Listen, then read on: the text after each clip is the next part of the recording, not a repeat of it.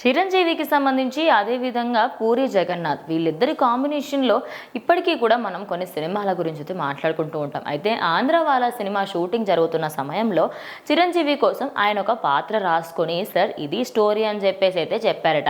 అయితే చిరంజీవి సరే చూద్దాంలే అన్నట్టుగా దాని గురించి ఎక్కువగా పట్టించుకోలేదట. కానీ కొద్ది రోజులు అయిన తర్వాత మళ్ళీ దాని గురించి చెప్పగా సో దానికి టైటిల్గా మాత్రం శ్రీకృష్ణుడు ఫ్రమ్ సురేఖ కంపెనీ అని ఉందట. సురేఖ అంటే ఇక వాళ్ళ భార్య పేరు కూడా వస్తుంది. దానికోసం అని చెప్పేసి ఈసారి ఒకసారి స్టోరీ చెప్పండి అనగా ఆ స్టోరీ కూడా ఆయనకి నచ్చి ఆ స్టోరీకి సంబంధించి కూడా షూటింగ్ కూడా రెడీ చేద్దామని చెప్పేసి అనుకున్నారట. కానీ దాని తర్వాత ఫస్ట్ హాఫ్ బాగానే నడిచిందంట, కానీ సెకండ్ హాఫ్ మాత్రం కొంచెం దెబ్బతినడంతో ఆ సినిమా ఇంకా ఆగిపోయింది. దాని తర్వాత ఆయన నెక్స్ట్ రాబోయే 150 సినిమా 150వ సినిమా పూరి జగన్నాథ్తోనే చేయాలని, దానికి ఆటో జానీ అని కూడా పెట్టాలని అనుకున్నారట.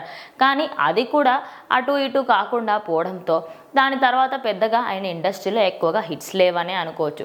అయితే దాని తర్వాత ఇస్మార్ట్ శంకర్ ఇవన్నీ కూడా పూరి జగన్నాథ్కి మంచి హిట్లను సంపాదించాయి.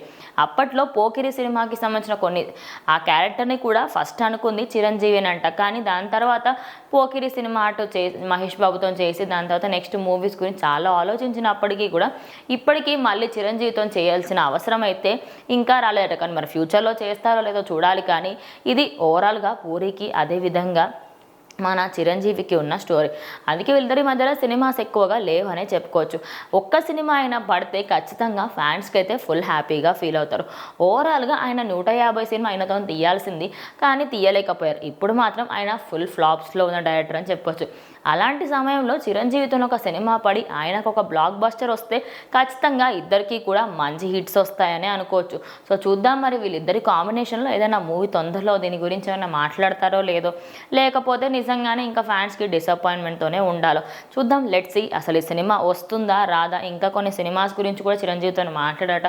మరి ఆ సినిమాస్ గురించి ఏంటి అనేది ఇంకో వీడియో చూద్దాం.